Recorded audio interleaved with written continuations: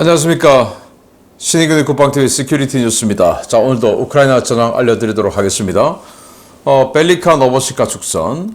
그동안 한동안 아주 세게 공세가 이어지던 곳인데 한 2주 동안 소식이 없었죠. 그동안 우크라이나군이 공세를 안 하고 쉬고 있었던 겁니다.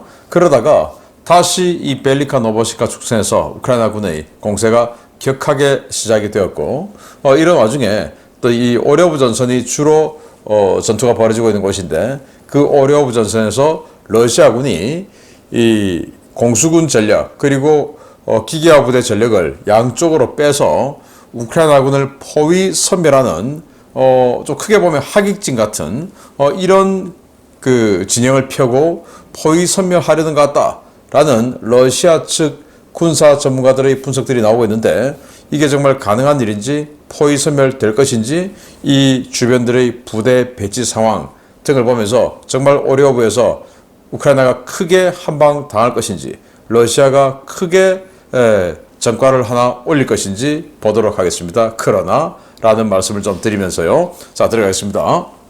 전과를 먼저 보겠습니다. 600여 명의 러시아군을 살상했다라고 발표를 했고, 전차는 9대 격파, 장갑차 21대 격파, 차량 27대 격파, 특수장비 7대 격파, 야포 여전히 많습니다. 37문의 야포 격파, 다련장 로켓 5문 격파. 그러니까 어제 하루 동안 러시아군은 또 포병 여단급 전력이 사라져버렸습니다. 무인 항공기는 22대 격추, 미사일 8발 요격 등의 전과가 있다라고 밝혔고요. 전선 상황을 보면 우크라이나 총참모부는 하루 동안 39회의 교전을 했고 공세 진행 중이다 라고 밝혔고요. 러시아가 키우 등의 대규모 공습을 또 했습니다. 자, 이번에는 미사일은 섞지 않고 대부분 자폭 드론으로 했는데 33개를 날려서 우크라이나군이 25개를 요격했다라고 이렇게 밝혔어요. 자, 그러면 결국 8발은 어딘가에 맞았다라는 말이 되겠죠. 안타깝습니다. 블링컨 미 국무장관이 키우를 방문했습니다. 1억 7,500만 달러치의 군사 지원 패키지를 해주겠다라고 패키지 내용을 밝혔는데, 지금 이러고 있어요. 키우 시내의 맥도날드 햄버거점에 가서 블링컨 장관 그리고 폴타바 우크라이나 외무장관이 맥도날드에서 지금 뭐 감자튀김 먹으면서 대화를 나누고 있어요. 그래서 블링컨이 무슨 이야기를 하냐 이렇게 들어보니까, 나 대학 다닐 때 술 먹고 숙취 해소하려고 이렇게 맥도날드 와서 감자튀김 많이 먹었어, 이런 이야기를 하네요. 우리는 숙취 해소하면 해장국 먹고 하는데 여기는 맥도날드 감자튀김을 먹었나 봅니다. 아무튼 이런 이야기를 하면서 전황 이야기하고 그리고 군사지원 패키지 이야기를 했다라고 합니다. 자, 우크라이나 국방부는 열화 우라늄탄 받았죠. M1A1 전차에 들어가는 열화 우라늄탄 받았는데, 이거 러시아가 이거 뭐 아주 더러운 폭탄이다, 더티밤이다 비난하고 있으니까 책임 있게 사용할 것이다, 이렇게 이야기를 했어요. 자, 그런데 열화 우라늄탄 같으면 적 전차를 향해서 쏘는 건데, 적 전차가 있어야 쏘죠. 제가 봤을 때 이 열화 우라늄탄 쏠 만한 러시아 전차가 남아 있기나 할까 라는 생각이 들기도 하는데요. 아무튼 뭐 미국이 줄 수 있는 포탄이 열화 우라늄탄밖에 없으니까 준 것 같습니다. 자, 그래서 뭐 러시아가 자랑하는 T-90M 이런 거 들어가더라도 다 깨져 버리는 이 전과를 기대하겠습니다. 자, 그리고 우크라이나 군사정보국이 정말 놀라운 이야기를 했는데, 이게 한간에 떠도는 음모론 같은 이런 이야기예요. 프리고진 헬리콥터 비행기 떨어져서 죽었지 않습니까? 그런데 프리고진이 죽은 거, 또 우트킨, 바로 바그너 그룹의 인자죠. 프리고진과 우트킨 이 둘이 죽은 것에 대해서는 100% 장담하지 못하겠다. 다른 사람 죽은 건 인정한다. 그러나 프리고진과 우트킨은 모르겠다 라고 한 거예요. 자, 그래서 일부 음모론자들은 한 대의 비행기는 격추됐고 한 대는 돌아갔으니까 여기에 프리고진이 타고 있었고 돌아간대. 그래서 프리고진을 이렇게 법적으로 증발시키고 그리고는 프리고진을 다른 데로 빼서 여생을 보낼 수 있게 해준다. 뭐 이런 음모론을 이야기하는 것인지, 아무튼 이렇게 해서 러시아 민심을 또 흔드는 저는 심리전이다 라고 봅니다. 우크라이나 의회는 신임 국방장관 임명 동의안을 가결했다고 합니다. 우크라이나 총참모부는 바흐무트 남쪽 거점에 자리 잡았다라고 하는데 지도를 아무리 봐도 바흐무트 남쪽 거점에 무슨 자리를 잡았는지 모르겠어요. 어제나 그제나 바흐무트의 전황 지도는 똑같습니다. 그래서 자리 잡았다. 자, 그래서 제가 두 번째 뉴스에서 알려드리겠지만 이 러시아 측의 군사 전문가들, 밀 블로거들이 이 잘라주니 총참모장이 우크라이나죠. 마음이 급한 것 같다. 그래서 지금 첫 번째 뉴스에서 말씀드리겠지만 벨리카 노보시카에서 쉬고 있다가 갑자기 공세에 나서고 여기저기서 지금 공세에 나서는 게 지금 마음이 급해서 저런다 라고 하는데 그 마음이 급한 그런 것의 어떤 하나의 일환으로 바흐무트에서 별일도 없는데 자꾸 바흐무트에서 뭔가 큰 전과를 냈다, 뭐 큰 진격을 했다 이런 소리를 자꾸 하는 게 자기 뭔가 실적을 좀 내야 된다라는 압박감이 있는 것 같다라고 이야기를 하고 있어요. 자, 루마니아 국방부는 러시아 드론이 루마니아 영토 내에 추락한 것을 확인했다라고 했어요. 바로 이 사진입니다. 뭔가 뻥 터지죠. 다뉴브강 넘어 어딘가에 뭔가가 터지는데 이게 러시아가 날려보낸 드론이 우크라이나 영토를 패스하고 루마니아에 가서 터져버린 거예요. 다행히 사람이 죽지 않고 물적 피해가 없기에 망정이지 만약에 그게 있었으면 이거 큰일이 발생했겠죠. 그래서 이 일이 있은 직후에 우크라이나에서 러시아 드론이 루마니아에 가서 터졌어. 그러면 나토를 공격한 거니까 가만히 있으면 안 되잖아. 이렇게 했을 때 루마니아 대통령은 사실 무근이다 라고 이야기했어요. 그런데 워낙 이런 확실한 증거가 제시되니까 이제 루마니아 국방부도 이걸 인정을 했습니다. 그러니까 이제 루마니아 대통령도 인정을 하고 나토 차원에서 어떻게 대응할 것인지를 협의 중이다 이렇게 이야기했는데 뭐 대응할 게 있겠습니까? 이 정도 가지고 사람이나 물적 피해가 없기 때문에. 자, 그렇습니다. 우크라이나는 러시아 남부 군강구의 사령부 드론 공습을 시도했고 이 사령부 인근에서 폭발이 있었다라는 거예요. 자, 여기 보시면 남부 군강구 바로 바그너 그룹의 프리고진이 쿠데타 반란을 하고 처음으로 들어가서 군 사령부에 들어갔던 곳이 바로 이 남부군강구 사령부 아니겠습니까? 여기 청사 인근이 이런 큰 폭발이 있었다. 그러나 청사는 문제 없었다 라고 합니다. 계속 뭐 아무튼 러시아 본토가 이런 드론 공격을 받고 있습니다. 미국 전쟁연구소 ISW는 러시아가 고정밀 부품과 타이어 생산에 큰 차질을 빚고 있다. 고정밀 부품은 반도체, 첨단 부품 등등 뭐 이런 것들이 제대로 공급이 안 되니까 수출입이 안 되니까 잘 안 된다라고 하지만 타이어 이건 뭐 첨단 어떤 그 물품이 아닌데 왜 안 될까? 러시아에는 고무가 나지 않겠죠. 그래서 고무 수입이 원활하지 않은 것 같습니다. 그러니 타이어 생산에 큰 차질을 빚고 있죠. 아무튼 타이어가 빨리 많이 생산되어야 장갑차나 트럭에 장착을 할 텐데 러시아 입장에서는 이런 것도 굉장히 큰 스트레스겠습니다. 러시아 밀 블로거들은 우크라이나가 집속탄으로 러시아군의 지뢰밭을 청소 중이다 라고 하는데 지뢰 제거 장비 우리 뭐 한국군으로 치면 미클릭 같은 이런 것들이 부족하겠죠.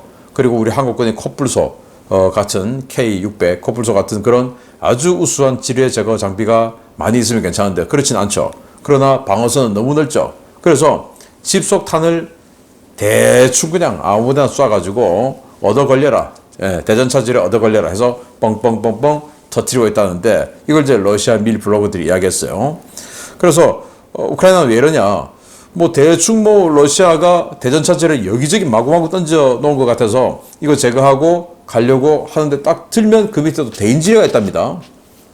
그래서 이중으로 이렇게 아주 교묘하게 해서 우크라이나군의 힘을 들게 하는 이런 것들이 많다는 거예요. 다 수거해, 다 뭐 제가 했네 하고 가는데 또 밟고 또 그래서 또 제가 하려고 들면 또 터지고 또 들은데 또 터지고 그래서 사중까지도 이렇게 숨겨놓는 이런 일도 있다고 합니다. 그러다 보니까 겁이 나니 이제 집속탄으로 그냥 대충 그냥 계속 때려가지고 회랑을 만들고 이런 식으로 사용하고 있다. 라고 러시아 밀 블로거가 밝혔는데 이러면 이제 집속탄을 준 국가에서 조금 기분이 언짢죠. 아니 이걸 이런 식으로 사용한다고 하는 또 심리전이라고 봐야 됩니다. 자, 중요 소식 들어갑니다. 첫 번째입니다. 오레브 축선을 방어하는 것도 힘든 러시아군에 또 다른 변수가 등장했습니다. 러시아 측이 우크라이나군의 공세 지속 능력을 완전히 꺾었다고 자신했던 벨리카 노보실카 축선에서 우크라이나군의 동시다발적인 공세가 보고됐습니다. 그런데 공세 방향과 형태가 완전히 달라졌습니다. 우크라이나군이 2주 가까이 별다른 공세를 취하지 않았던 벨리카 노보실카 축선에서 현지 시각 9월 5일 야간부터 공세작전을 재개했으며 공세는 이전에 공세에 참여하지 않았던 새로운 부대들이 투입되어 진행되고 있다고 러시아 밀 블로거들이 현지 시각 9월 7일 밝혔습니다. 이들은 벨리카 노보실카 축선의 서쪽인 말리니우카와 리브노필, 동쪽의 노보도네츠케와 노보마이어스케 일대에서 우크라이나군의 동시다발적인 공세와 대대적인 포격이 진행되고 있다고 전했습니다. 우크라이나군은 해병예단들을 동원해 벨리카 노보실카에서 T-0518 도로를 따라 남하하는 방식으로 진행하던 기존 공세와 달리 이번에는 벨리카 노보실카 양익에서 다른 부대들을 동원해 공격하고 있는데요. T-0518 도로 축선에 거의 모든 병력을 집중했던 러시아군은 이번 공세로 상당히 당혹스러워하고 있습니다. 이번 상황에 대해 해당 전선에 투입되어 있는 PMC 부대인 보스토크 대대 사령관 알렉산드르 호다콥스키는 우크라이나군이 벨리카 노보실카 주변에 전력을 새로 집결시킨 뒤 공세를 재개했으며 러시아군 진지들에 대한 집중 포격이 진행되고 있다라고 전했습니다.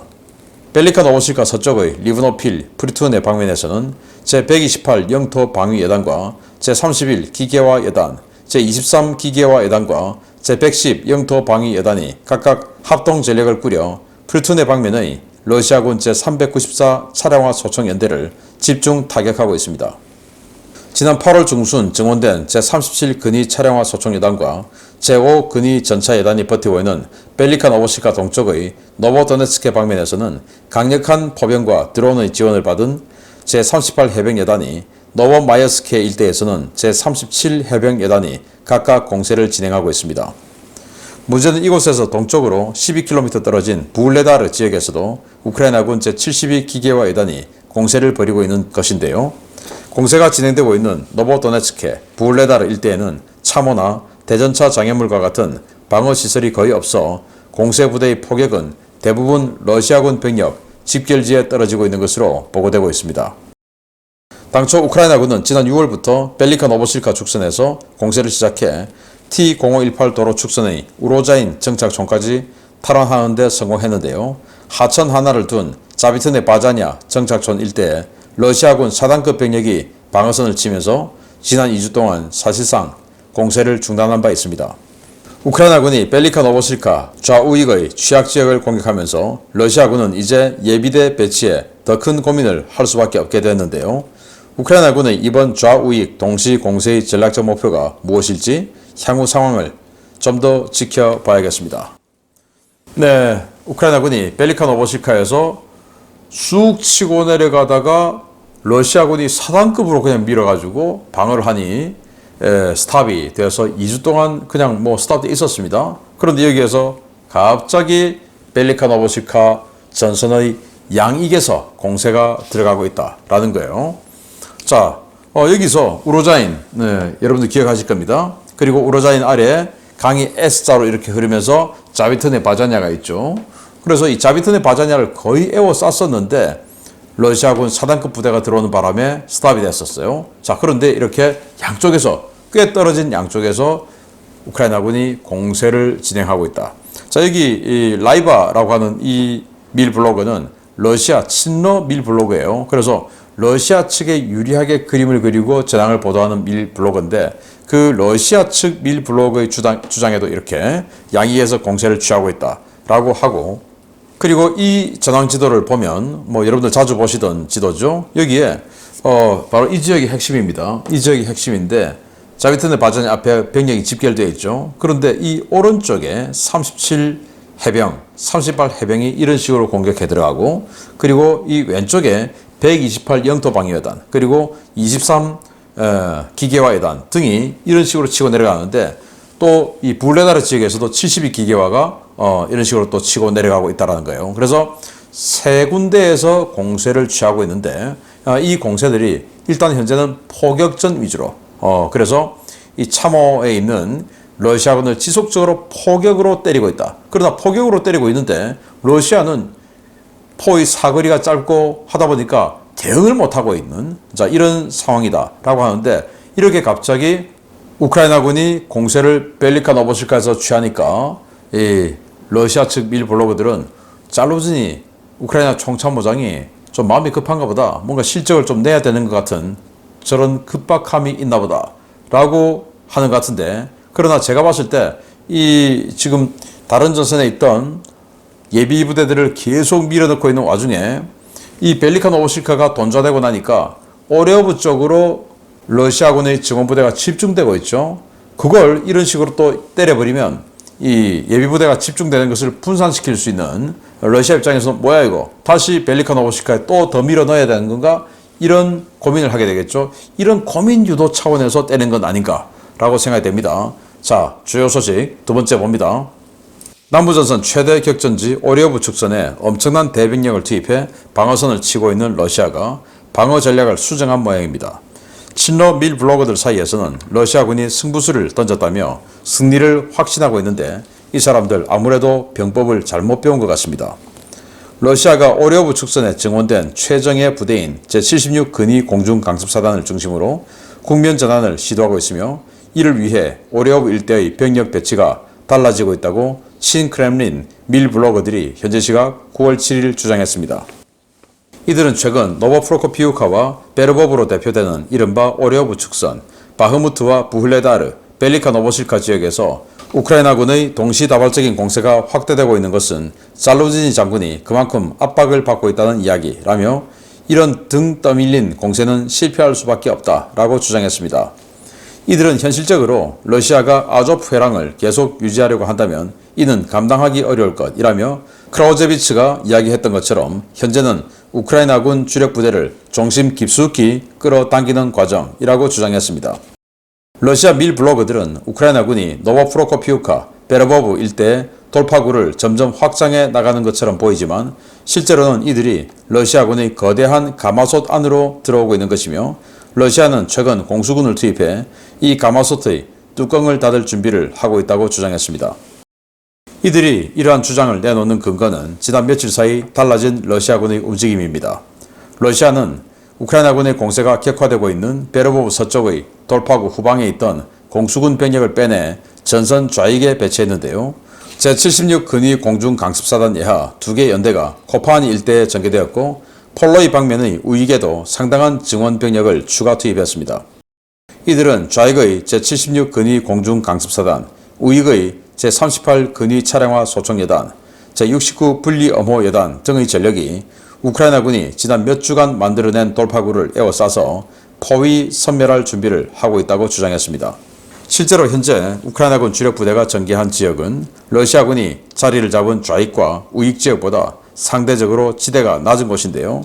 바흐무트 전선에서 그랬던 것처럼 이러한 형세에서는 고지대에 위치한 러시아군이 저지대에 위치한 우크라이나군을 내려다보며 싸울 수 있어 러시아군에게 유리할 수밖에 없습니다. 일부 소식통들은 궁지에 몰린 러시아 공수군이 전황이 더 이상 악화되기 전에 남아있는 전력을 동원해 최후의 승부수를 던진 것이라고 보고 있기도 한데요. 제76 근위 공중강습사단이 러시아 측 주장대로 포위망을 완성하면 우크라이나군 후방 보급선을 끊고 상당한 전과를 거둘 수 있어 보이기는 합니다. 그러나 이 전선의 러시아군은 포병 화력에서 우크라이나군의 절대적인 열세인 상황이기 때문에 포위 섬멸, 포격은 고사하고 후방 우회 기동도 사실상 불가능한 수준으로 평가받고 있는데요. 병력과 화력이 열세인데 고작 보병들로 양익을 보강해 포위 섬멸 시도를 하겠다는 러시아군. 도대체 기본적인 전술학 교육은 어떻게 받은지 모르겠습니다. 네, 러시아군이 좀 이상한 기동을 하고 있다라는 거죠.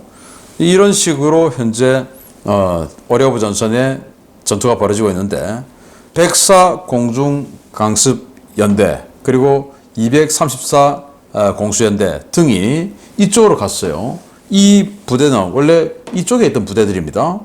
그리고 이 아랫부분에 역시 러시아군은 7 공수사단이 있는데 76 공수사단 병력을 이쪽으로 또 보냈어요. 그래서 이 오레오브 전체로 봤을 때 서쪽은 공수부대들이 맞고, 그리고 중앙은 지극 예비군 바스 부대들을 배치를 하고 그리고 측면에 기계화 부대들을 배치를 했어요. 자, 이런 식으로 하면서 이 기계화 부대들 중에서 또 338 근위 차량화 여단을 이 뒤쪽으로 보냈죠. 이런 식으로 해서 이렇게 치고 들어가고 또 이런 식으로 공수부대들이 이렇게 치고 들어가고 해서 여기 이 그들이 말하는 가마솥 안에 들어와 있는 이 우크라이나군을 포위 섬멸한다라는 거예요. 자, 이 상황을 이 지형도하고 비춰보면 말이 좀 됩니다. 왜냐? 여기 우크라이나군이 공격을 하고 있는 곳이고 여기가 지금 러시아군이 방어를 하고 있는 곳이에요. 보시다시피 러시아군이 방어하고 있는 곳이 지대가 높습니다.